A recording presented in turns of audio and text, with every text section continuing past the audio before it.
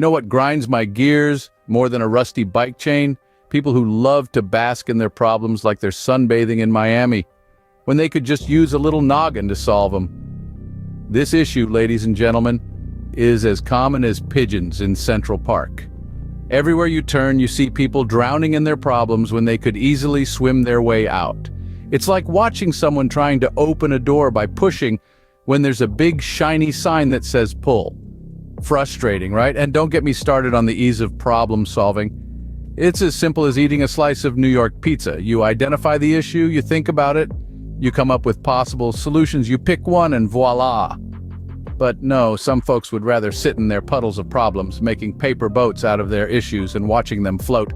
Take my neighbor, Tony. Tony's got a leaky faucet. He's been moaning about it for weeks.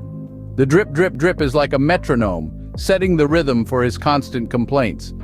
And what does he do about it? Nada, zip, zilch. He'd rather spend his time complaining than take 5 minutes to tighten a screw. Now, if that ain't the epitome of choosing frustration over resolution, I don't know what is. It's like we've become a society of masochists, getting a kick out of our own misery. We'd rather wallow in our problems than solve them. It's like choosing to walk barefoot on Lego bricks when there's a perfectly good path right next to it. Why? Because we've convinced ourselves that the pain is somehow more authentic, more real. But let me tell you something, it ain't. So, next time you find yourself wallowing, remember, the sun ain't shining on your problems, it's highlighting the solutions. Ever met those folks who've got the woe is me syndrome? They'd rather play the world's smallest violin than get their hands dirty fixing their issues. Well, let's dive into the nitty-gritty of this, shall we? You see, these are the kinds of people who've turned self-pity into an Olympic sport. They're always on the podium, gold medal in hand, playing their heart-wrenching solos on that tiny violin. It's a theatrical performance worthy of Broadway, no doubt. So why do they do it? Well, it's simple. They've got a PhD in playing the victim. They've mastered the art of making mountains out of molehills, and they'd rather curl up in their cocoon of self-pity than face the music and dance. Remember that guy who always claimed his boss was out to get him? Yeah, the one who spent more time complaining about his boss than actually doing his job. He was a maestro at playing the woe is me tune, wasn't he? Instead of addressing his issues head-on, he'd rather blame every Tom, Dick, and Harry for his shortcomings. Or how about that friend who never misses a chance to remind you how unlucky she is? The one who insists that every silver cloud has a dark lining? Yeah, you got it, she's another virtuoso of the woe is me symphony.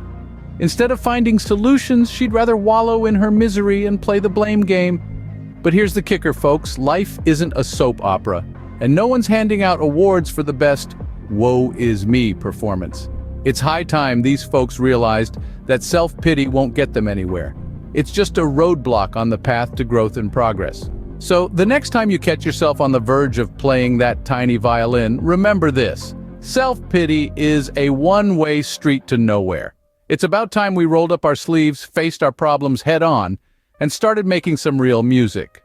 So, no more violins, capiche? Time to pick up the toolbox. Then there's the Picasso of problems, the ones who'd rather paint a complex masterpiece of their issues than simply erase the damn thing. Enter the overthinkers, y'all. These folks, they got a PhD in problem prolongation, a master's in mountaineering out of molehills.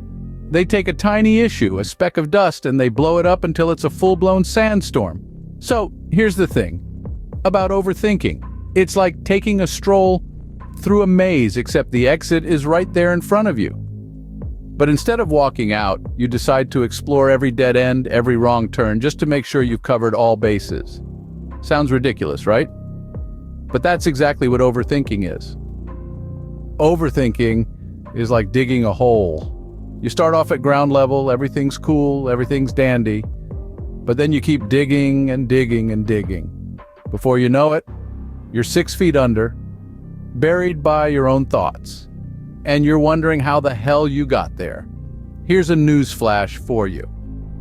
Your brain ain't a courtroom. You don't need to cross-examine every thought, scrutinize every decision, question every move.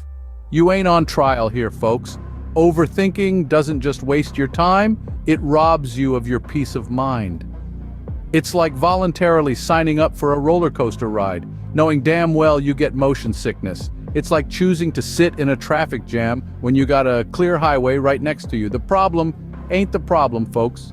The problem is your attitude about the problem. And overthinking, well, that's just adding fuel to the fire. It's like trying to put out a fire with gasoline.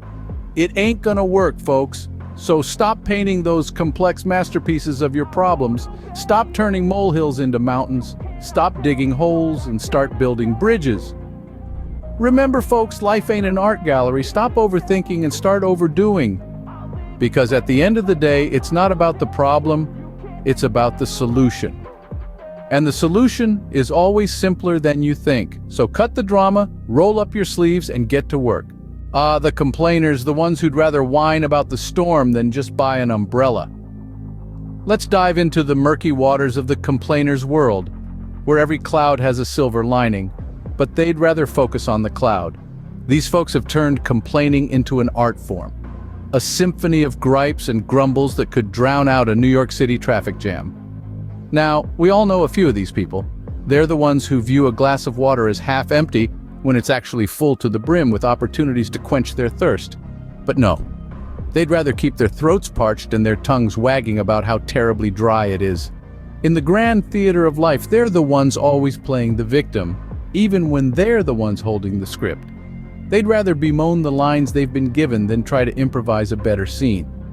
They'll tell you how they've been handed lemons, ignoring the fact that they're standing right next to a lemonade stand. And you know the funny thing, the more they complain, the more problems they seem to attract. It's like they've got a VIP pass to the pity party and they just can't wait to hit the dance floor.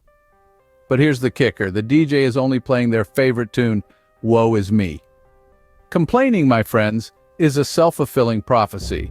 It's like pouring gasoline on a fire and then complaining about the heat. It's the perfect recipe for a never-ending cycle of frustration and discontent. But hey, who am I to judge? If they'd rather spend their days moaning about the storm than just buying an umbrella, let them. After all, it's their parade they're raining on. So next time it rains, don't complain about getting wet. Just get an umbrella, for crying out loud. So, what's the moral of this story, folks? Stop basking, stop whining, stop overthinking, and start solving.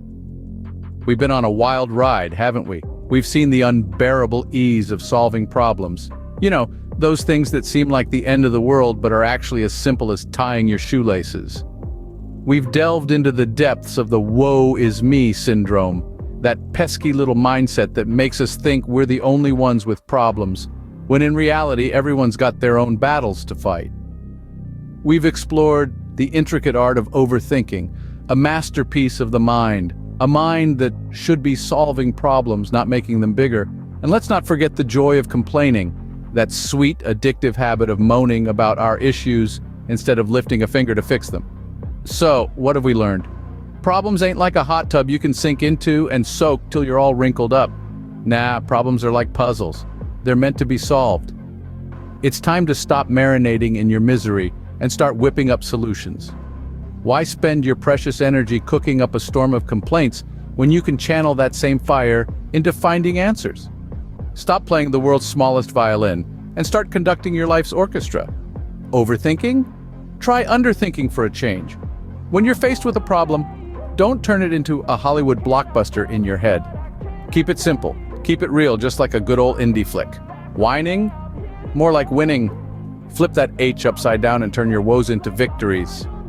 You've got the power, you've got the might, you just gotta stop basking in the problem and start bathing in solutions. And if you like what you heard, smack that like button and hit subscribe. Check out our other videos if you're in the mood for more straight talk. Remember, problems ain't meant to be wallowed in, they're meant to be solved. Peace out.